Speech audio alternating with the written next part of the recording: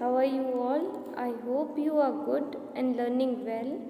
Today in this video, we'll be starting with chapter number 22, Comprehension. What do you understand by comprehension? First of all, meaning of comprehension. Comprehension का meaning क्या है? Comprehension means understanding. Okay.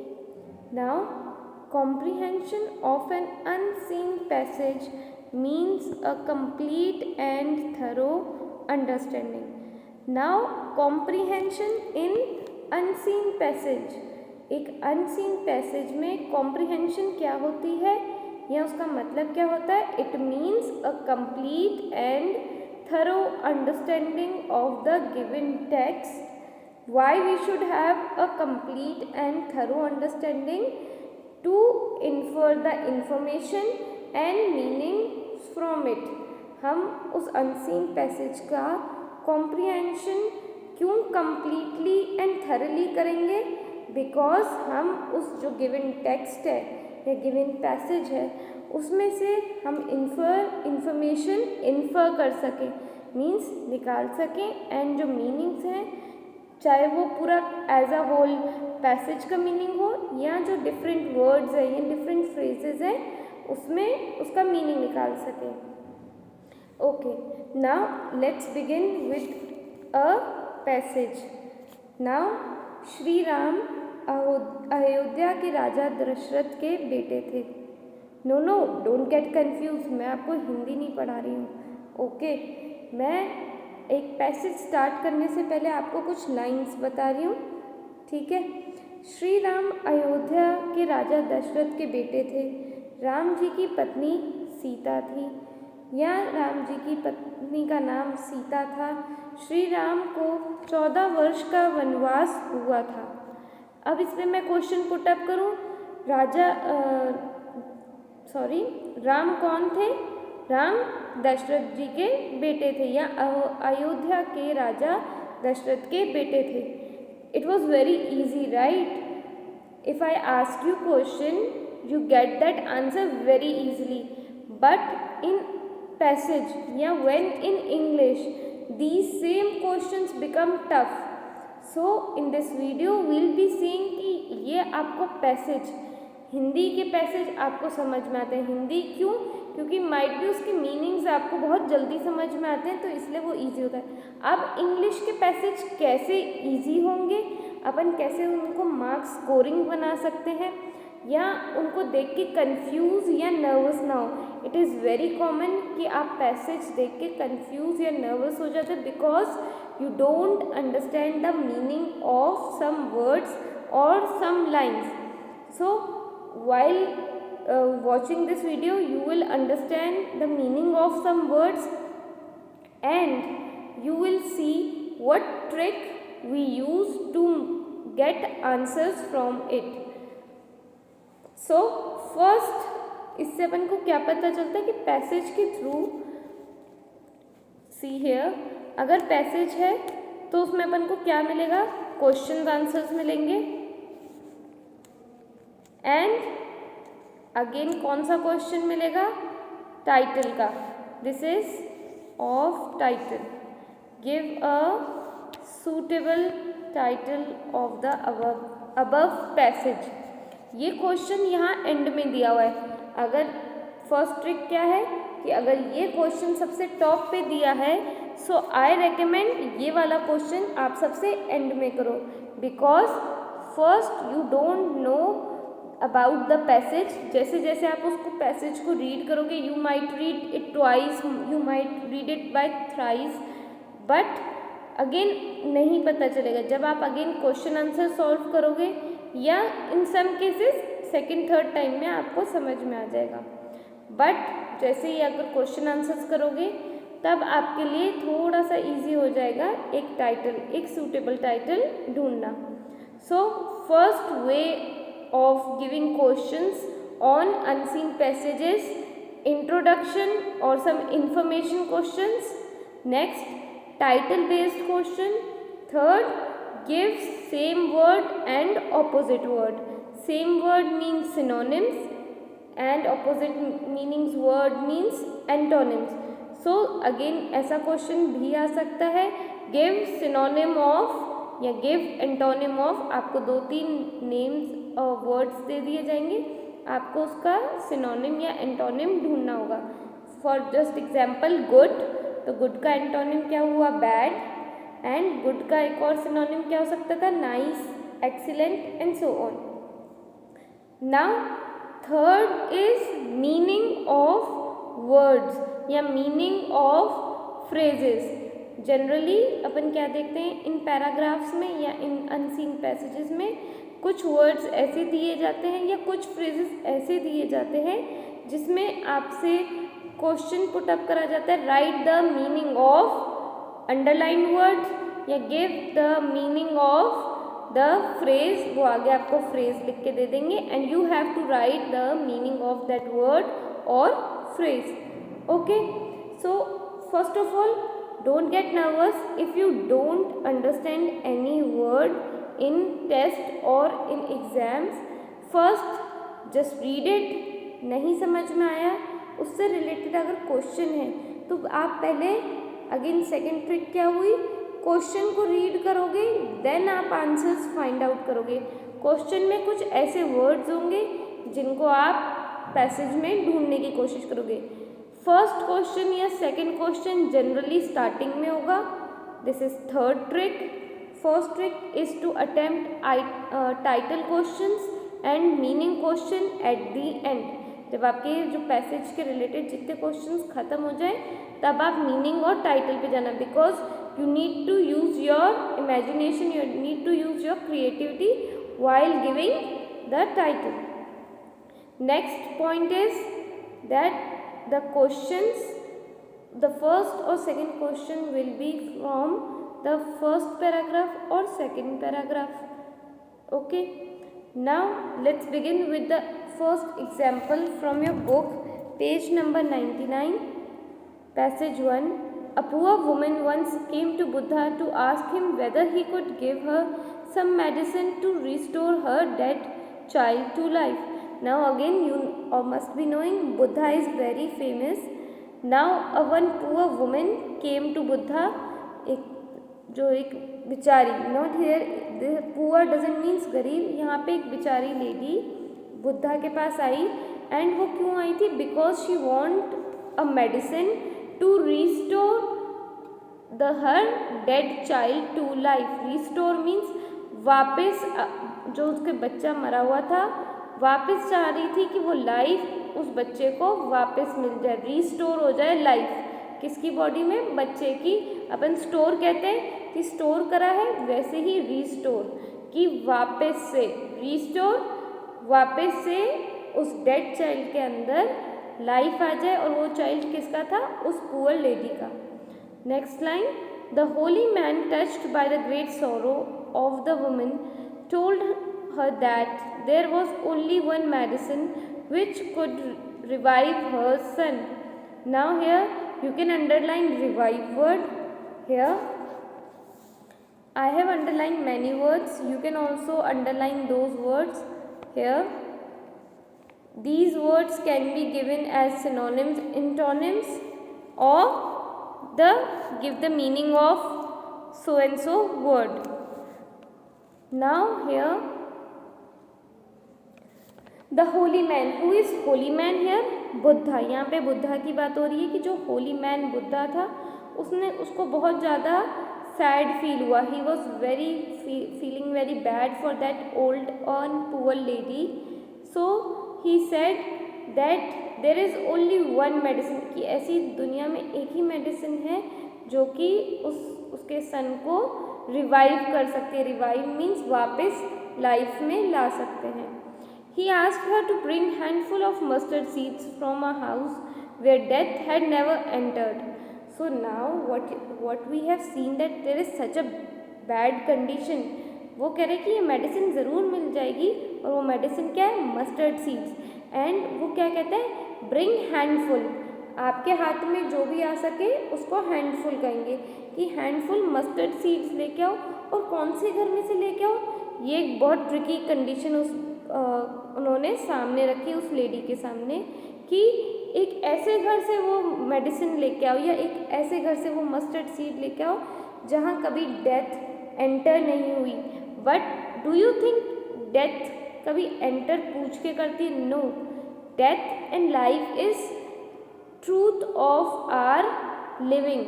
अगर हम जी रहे हैं तो life है हमारी, और अगर हम जी रहे हैं तो डेथ भी होगी, ये दोनों ट्रूथ हैं।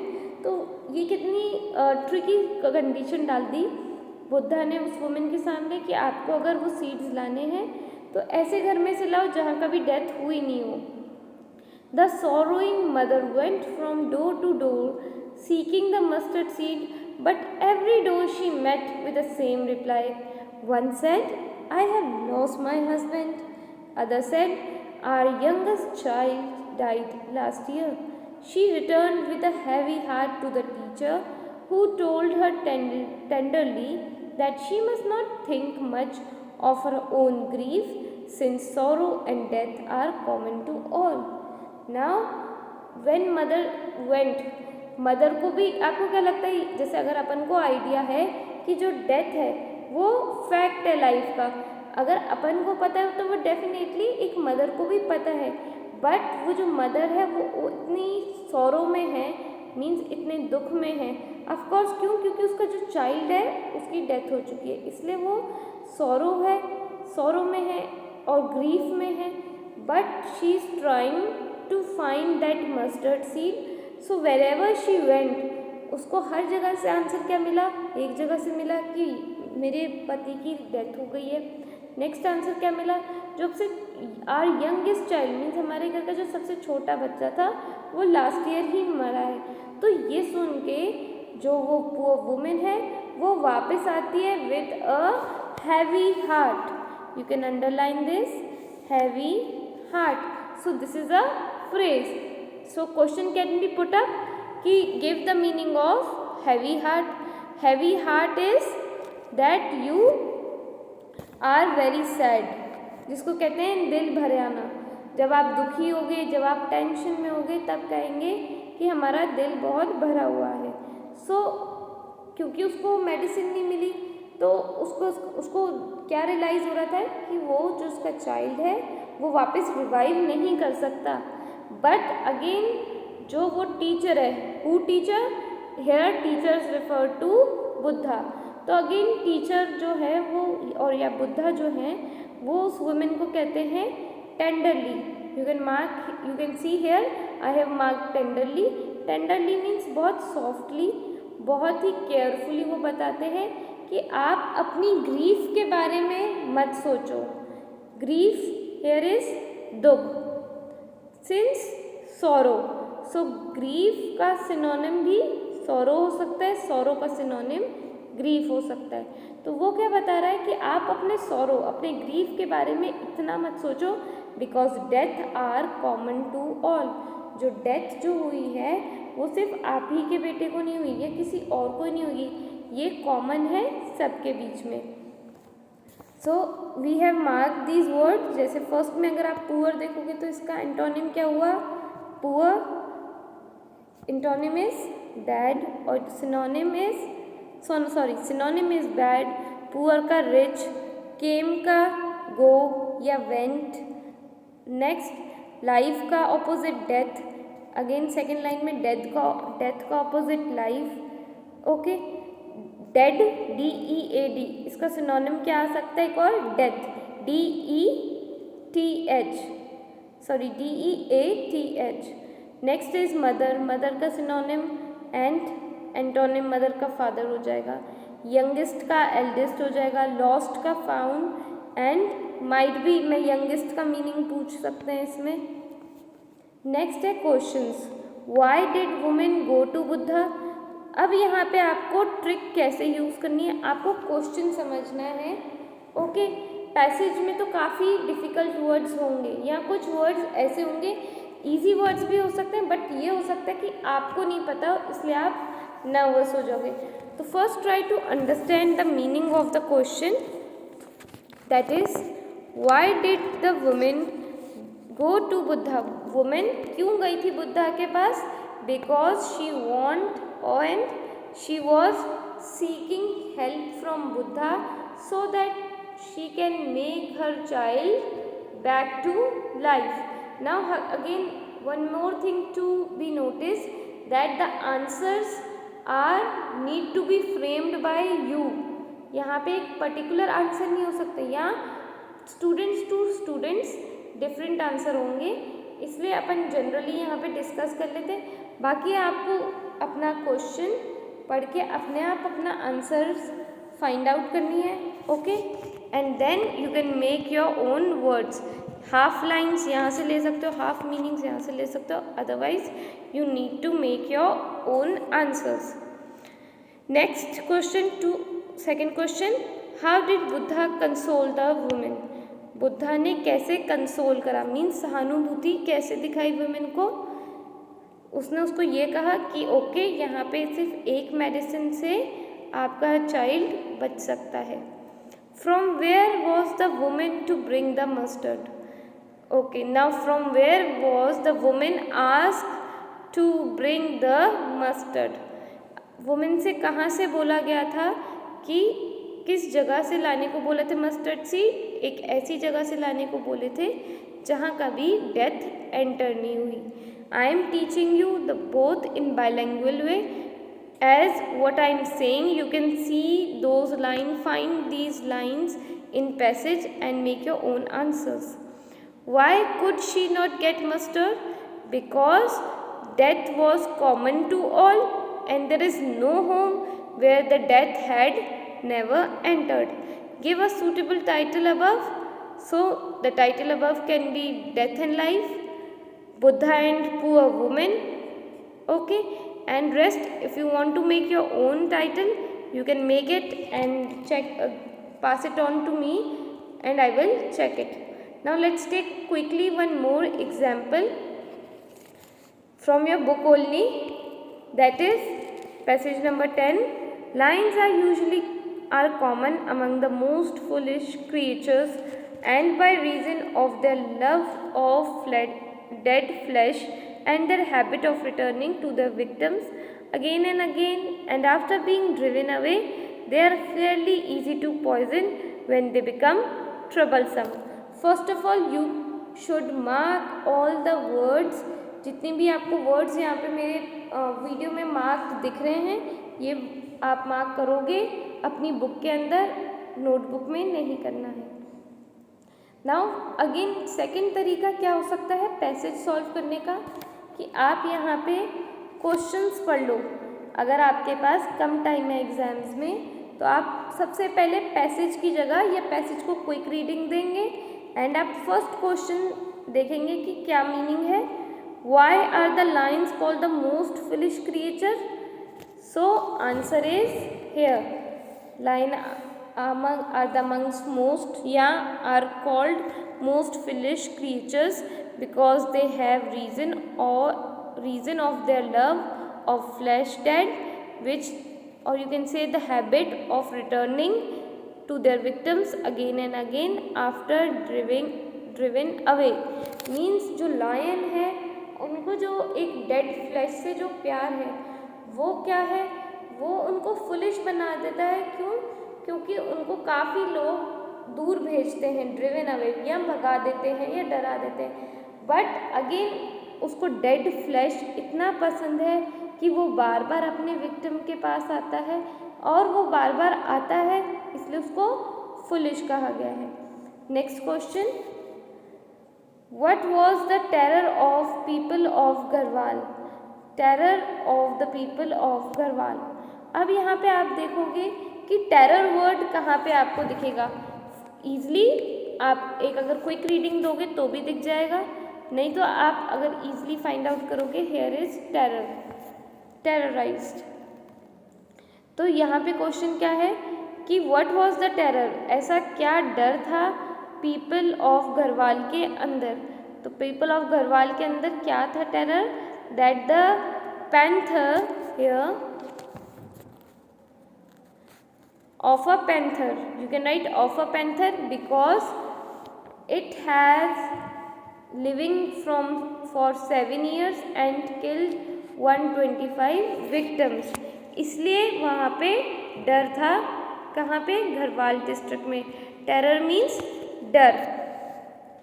Next next question, explain the underlined words in the passage. अब ये अंडरलाइन मैंने करे हुए, इनकी मीनिंग भी आ सकते हैं।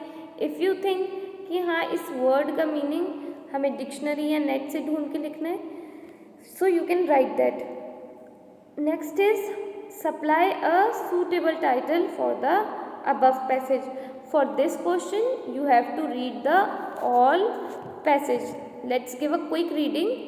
Lions are usually among the most foolish creatures, and by reason of their love of dead flesh and their habit of returning to their victims again and again after being driven away, they are fairly easy to poison when they become troublesome.